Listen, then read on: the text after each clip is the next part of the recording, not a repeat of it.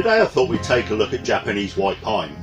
Based on my experience of the last 30 years or so growing bonsai in the UK, it seems to be a tree that a lot of people have difficulty really getting the best out of. For sure our climate is not ideal for growing this tree. The lack of sunlight certainly doesn't help, and the long wet winters are a factor as well. But overall it's a tree that should do absolutely fine here, and you should be able to take it and develop it and move it forward as bonsai.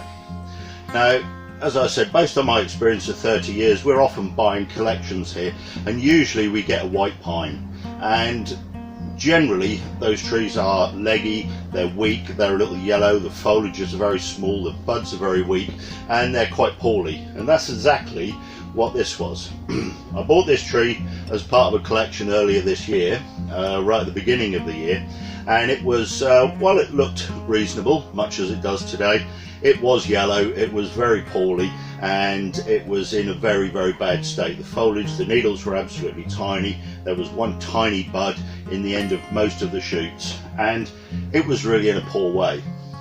Part of that was because it hadn't been repotted properly in at least 20 years, or certainly not done properly. So the first thing I had to do come springtime was dig it out of its pot and go through the root ball and clean it back properly, so that we could restore that end of the tree, because if this bit isn't working, this bit never will work. So in repotting this tree, it was absolutely rock solid. I ended up actually taking a hammer and a chisel to it to get into it. It was so solid. It's predominantly potted in pumice, and as a result over the summer it's done really well. The colour's improved. The growth isn't significant for the last year, obviously because of a very, very drastic repotting, but the colour's improved, and the bud formation for next year is much better. And I think one of the reasons that people have a trouble struggling to get these to grow is that there's always a conflict with a pine between small tight foliage and the need for the tree to grow. And there's also a significant need for the correct pruning, but the pruning technique varies depending on what stage the tree is at. So if you have a weak tree, the pruning is completely different to what it would be if you have an old mature tree with very tight foliage pads. Another thing that tends to happen in common with a lot of other evergreens is that being apically dominant, the ends of the branches and the top of the tree tend to be much stronger than the lower and inner parts, and as a consequence you tend to find the tree getting longer and longer and longer each year. Over 20 years the foliage comes out, and it gets to the point where without grafting we're not going to be able to push that back. Now fortunately this tree is not quite at that stage, so the foliage is still reasonably tight, but if you look closely you can see inside, and we'll get to this later on, there's a lot of branch dieback, a lot of inner stuff has died off, and a lot of the smaller branches, particularly in the crown, have gone. There's a big one here that's gone. Now that's happened because with incorrect pruning, parts of the tree have become very strong and other parts have become very weak. But what we're trying to do here is to balance the growth of the tree. So there's just as much growth here and as strong as it is here. And that's quite easy to achieve over a period of time. It doesn't happen overnight, because any pine grows once a year. Obviously that dictates what can be achieved within any given growing season. But a white pine is not an intrinsically weak tree, especially when they're grafted, which a lot of them are. So they're strong and they grow vibrant, good foliage, and they can do really well here, but they do take a little bit of skill and a little bit of understanding, because what we do now affects what happens next year, but then it'll affect what also happens the year after. So we have to have a plan going forwards for what we want to achieve. So this tree, because it's in a restoration phase and the very early stages of it, I'm not going to be wiring and styling this tree. I want to talk to you about how we prune this tree, how we restore it to its full health and strength and vitality, and once we've done that we can then start to consider how we're going to improve it with the styling and so on and so forth. So like I say, the issue is that we don't want typically really big needles, but we don't have to worry about big needles on pines, because if the tree makes big needles it needs them. And so what we have to do is encourage it to grow smaller needles, not by way of introducing stress, so withholding fertilizer or water or any other of the dastardly things that some people do to these trees, but we can treat them in such a way that they naturally produce a small foliage. They naturally do it in the place that we want, and so we're not fighting the tree, we're working with it. But in order for that to happen, the tree has to be very vigorous and strong. And in order to build that vigor, we obviously have to keep a good root system with good mycelium. And certainly in the UK over the winter, you can't just leave the tree sitting outside just getting full of water and wet and soggy. That was the problem this tree had initially. It came in a big plastic pot, and when I got it home, I put it on its side and stood the pot vertically, and water ran out of it for 10 days as how wet that soil was. And as a consequence, the foliage was really yellow. Yellow foliage on a white pine is, certainly in this country, is not indicative of a nutrient deficiency. It's inevitably because the tree has been too wet. Reverse osmosis is drawing nitrogen out of the tree, and so they tend to go pale. With a white pine, if you keep good mycelium in the pot, you'll have a happy tree. Mycelium doesn't like to be wet over the winter. It's fine if it's frozen, but in this country that tends not to happen very often, certainly not in my part of the world. So we need to have a soil mix that allows good drainage, but at the same time supports that mycelium, and pumice is the product to do that. So this tree is planted in 90% pumice. Now obviously as time, that drainage begins to reduce as the pot fills with root and mycelium as well. But at that point, with that healthy mycelium, that's okay. All we need to do is make sure over the winter it's not absolutely drowning in water. Now whether you put it under an open roof, or whether you put it in a polytunnel, or you just cover the pot, doesn't really matter, but you need to control the amount of water that's getting in there if you're going to bring the tree through the winter in a good condition. And if you're going to have a good growing season, you've got to bring that tree through the winter in a good condition. And if it's been wet and soggy and it's really struggling, come springtime it's going to start to grow, but the roots will have experienced quite a lot of dieback over winter, and so then it's got to make new root before it can begin to grow, and so you lose a large proportion of the growing season that way. So making sure that we've got a really good, strong, vibrant root system is the first part of this restoration. And from then on, it's more about the pruning and the timing of which we do things. Also, as with all plants, the situation in the garden, I tend to find that these white pines do like full sun in this country, and they do need to be allowed in the summer to dry out between waterings. You don't want to keep them wet all the time. But given that, and given good ventilation, so on and so forth, the primary thing is really the pruning and the timing of the pruning, and so that's one of the things I want to look at with this today. So since this was repotted in the spring, it's been allowed to sit. It's sat in full sun. It's only been watered every couple of days, even though we've had record temperatures this summer, and it's just been fed in a normal way. We use Green Dream on our nursery, and it gets some of that about once a month. Not heavy, not overdoing it. We're looking to restore the tree. We're not trying to turn it back into raw material. So we don't want too much growth, but we want a lot of growth and the right sort of growth and in the right places. So taking a closer look at this tree, you can see this piss poor nabari. Now that's actually not as bad as it looks. When a white pine's not repotted regularly, it produces obviously moss on the soil surface, and because there's nowhere else to go, the roots tend to grow under the moss. Over a period of years, that just raises up and up and up away from the soil surface and builds up a mound. The tree is then throwing out new roots, and so what was a nabari is not lost, you just can't see it.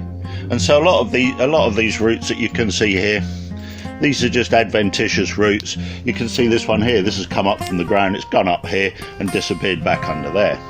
So gradually we're going to be able to remove these, and I know from the repotting that there is a decent nabari underneath there, so that's just something that's a work in progress. At this point here, you can see where this tree is grafted. So this is Japanese black pine, this is Japanese white pine, and it's not a bad graft at all. I'm quite happy with that. And looking higher up in the tree, I said the inner parts of this tree over the years have become weak. So you can see there's a dead branch here, there's another one over here, and you can see we've been losing branches up here, over here, up at the top here, and even in the crown you can see a few stubs and bits and pieces that have been lost. But overall, I think we've got away with this quite lightly. It's doing all right. And looking at the foliage, looking a little closer, you can see it's quite patchy. It looks a bit poor at the moment because obviously we've got all these brown needles in here. But overall, you can see this little shoot here. This is the colour that we want, a nice bluey green colour. But when you look closely, you can see some that are quite yellow, and there's all sorts in here. But now, having grown reasonably over the summer, we can get in here, give this a prune and tidy this all up. Closer look at the soil we've got here. You can see this was cleaned right back to here, just where my fingers are. You can see this central part here has not really been touched, but that's only about an inch thick. We pretty much cut about 95% of the root ball off this tree because I was confident that I could keep it going having done that. And as you can see, there's pumice in here and a little lava and some bark and so on and so forth. And if we just move this loose stuff off the soil surface, look in here, I don't know if you can see this white stuff here? This is the mycelium. So right underneath that loose material that's just laying on the surface, we can see the mycelium running all the way through the soil. And if we can see that, and we know that the tree is draining well when watered, we can be quite confident that we've got a happy tree. Another indication of a happy white pine at this time of year is the buds that we have for next year. So I don't know if you can see that. If I open that up, you can see there's a fair sized bud there for next year, and I don't know if you can see it, but there's actually 2 or 3 buds in there. And so that's a good sign. If you've only got 1 bud in the end of each shoot, you know you've got a weak tree, and so it's going to need a little bit more help and time before you can turn it around. And even if we look right down here in the lowest part of this tree, I don't know if you can see that, but there are multiple buds all around the end there. So like I say, I know from that this tree is strong, and as a consequence, I mean, it's not exactly fighting fit, but in comparison with where it was last year, it's done remarkably well. And so most of these new shoots from this year, I don't know, you can see there's a lot of buds in here, and they're a good size. As I said at the outset, we need to compact the foliage on this tree, and from this angle it may look fairly good. You know, it's not exactly long and thin, but if we look at it from a slightly different angle, you can see a lot of that foliage is borne on long, thin and spindly little branches, and we just can't build a decent quality bonsai based on that type of growth. You can see here lots of thin branches. Now we can wire those, we can pull those into shape, but we're going to be wiring it forevermore.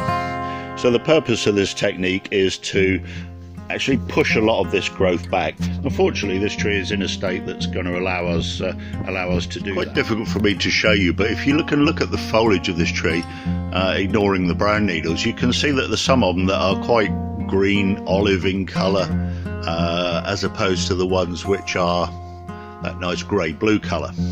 Now, part of the reason for that is the way this tree was pruned in the year before it came to me.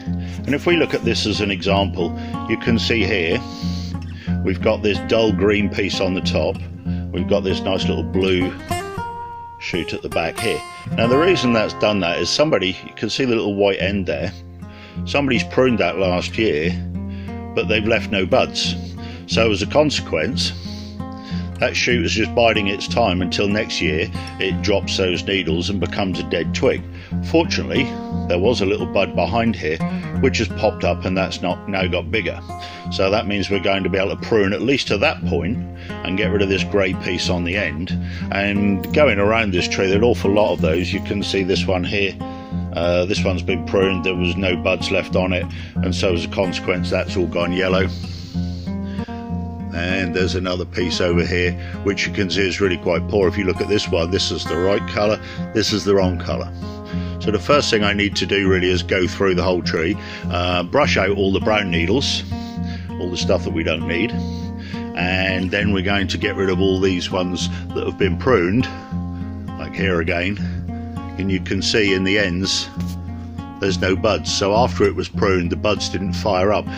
Now that would quite often happen, but in this case, because the tree was weak, the buds just didn't form. This brown one here is one that was done 2 years ago, so as you can see that has now gone brown, dried out and died. So these ones here that look like this, that's exactly what's going to happen with those if I don't prune them away. So by this time next year they'll all look like this.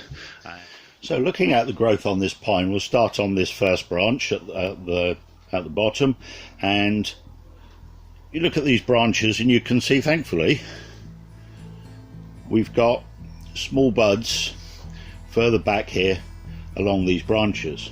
Now some of those are very small. We cannot prune back to those because they're too small and they'll just give up before the spring. So, and because we're on the excuse me, because we're on the lower part of this tree, we can't prune too much because it's not by far the strongest. Typically when you get to the stronger areas you can prune harder, and when you get to the weaker areas you prune less.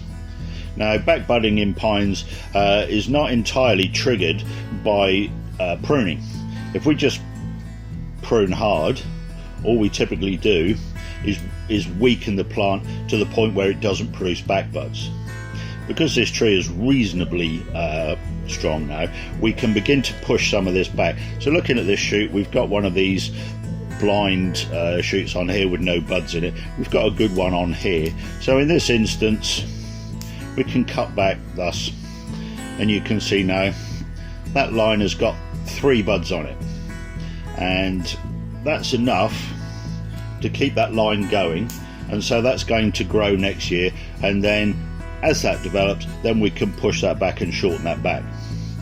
So coming back to some of these others, there's, now if you can see it, there's 2 on this one. Now there's relatively few buds there, there are some tiny ones.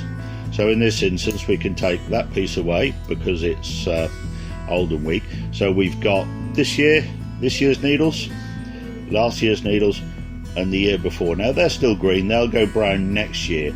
Normally you would clean those away, but in this instance we're keeping those because any green needles are good green needles. So in this instance there's relatively little we can prune from here.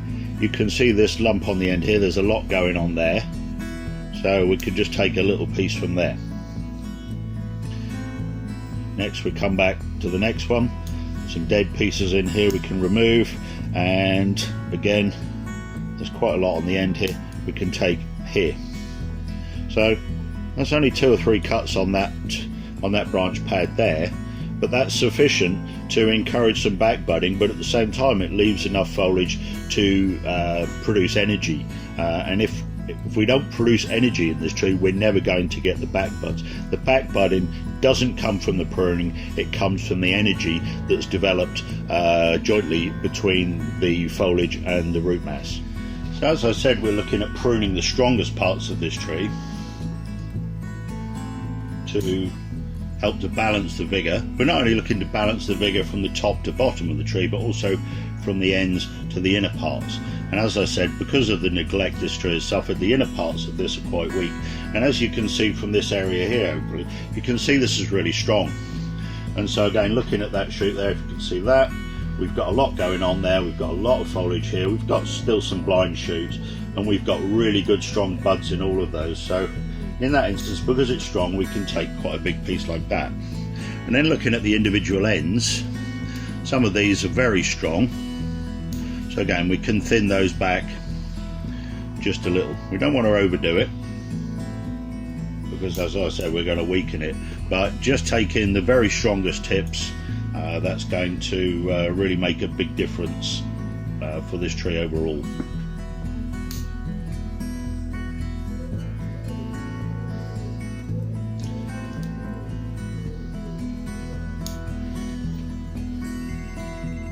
So if we just take a moment to examine the apex of this tree, you can see, hopefully, there are very strong areas and there are really weak areas. You can see we've got lots of blind shoots. Here's one. Fortunately, there's a little back bud popped up behind it. Then we've got stuff like this, which you can see masses of buds in there. That's super strong. There's just in that one little piece alone, there's probably 10 or 12 buds in there. But then at the same time, right next to it, you can see we've got old shoots here that have been pruned incorrectly over several years. So you can see we've got some of these little guys here which are totally dead. There's bigger ones on here which have been cut back. Some have produced buds, some haven't. And looking over here, you can see the sort of mess that's been left by inappropriate work. But overall, it's quite typical for the apex of a tree to be much stronger, and so that's part of the pruning we're going to have to do to redress that balance. Because looking at this, you can see how strong and compact this is, relatively speaking, in comparison with the lower parts of the tree that we were looking at earlier. Now this particular piece here, you can see there's masses going on there, but a lot of that foliage there is not viable. It's not going to grow next year. It's going to go brown. That needs cleaning out, because obviously with density like that, especially with a lot of dead and poor quality material in there, that's just going to cause shade for what's beneath it and cause further weakness. And you can see here we've got these long branches with very little going on, and so that's all part of what we're doing here. So if you look at the apex of a tree like this from a little distance, the stronger parts are typically, they stand proud because obviously they've grown more over the summer, and so we want to obviously balance this so it looks more, the foliage needs to look more or less the same all the way through. Again, here you can see the results of inappropriate pruning where shoots have been left blind. If you've got a very, very strong shoot, you can cut it and leave it blind and it will produce buds. But because this tree was weak, this technique's really not worked, and so we've ended up with an awful lot of these tips that are really not doing anything other than causing shade and ultimately reducing the amount of buds that we are seeing further in. And that's what's pushing all the growth onto the end. So left unchecked, over the coming years this foliage will just get longer and longer and further from the trunk, and so we end up with something which is really only suitable for a garden tree and certainly not suitable for bonsai. So now I've finished the pruning on this white pine, and perhaps from this angle, at a quick glance, it doesn't look a lot different. But overall what I've done is removed certainly over 20 and possibly up to 25% of the foliage. Starting with the obvious, we obviously removed all the dead stuff, all the little dead branches and twigs and the old lumps from pruning and so on and so forth. Then plucked out the old brown and dried out needles. Then we've removed the stronger parts and a lot of the weaker parts in favour of the growth that shows good vigour but not overly so, but also is not so weak that it's just going to dry out next year. And if we take a little look through this, you can see these lower parts of the tree, as we saw at the beginning, relatively thin and slim, and as we go up it gets a little thicker, and then when we get to the top you can see here how thick all this growth is. Very thick, very strong, most of it, and that's because for years and years this tree has not been pruned correctly. It's been allowed to grow largely on its own, and the upper part, obviously being more vigorous, has thickened up significantly. So that's part of what we're trying to address here. Because it's early, as I said at the beginning, because it's the early stages of the restoration of this tree, it's certainly not as strong as I would like to see it, but it's doing okay. By virtue of the fact there are multiple buds in the end of every shoot, I'm quite happy that the strength and the vigor of this is good. Obviously we looked at the mycelium, and this amount of pruning is just enough to keep the growth moving forwards. We haven't pruned so much that we're going to weaken the tree, but we've pruned enough to trigger the back budding that we need, and also to start to re-establish good balance of vigor from the top to the bottom of this. So like I say, at a cursory glance it probably doesn't look a lot different but there's just enough happened here to ensure that this tree has a significant future, and over the next 2 or 3 years this tree will start to back bud and all these holes will fill in. And come next spring I expect to see significantly more growth on this than I did this year. I won't be pinching any candles unless they're extremely strong. In general, pinching candles on pines does little but help to weaken the tree, because obviously it puts a lot of energy into producing those candles, and before they have any opportunity to produce any replacement energy for the tree, we pinch them off. On the occasion in the top of this we get some very big strong candles, we'll obviously remove those, but by and large next spring's growth will be allowed to stay in place until the best time to do the pruning work is mid-August, and then come mid to late autumn we can then clean out all that old brown foliage. So hopefully this has given you some help in how to really cultivate these pines, which are a little bit of a fish out of water in the UK climate, but overall they're a very good, reliable and strong tree, and given the correct work they can go on to make absolutely fantastic bonsai. So like I say, hopefully that's given you some insight into the way that I am restoring this tree, and hopefully we should be able to revisit this tree at some time in the future.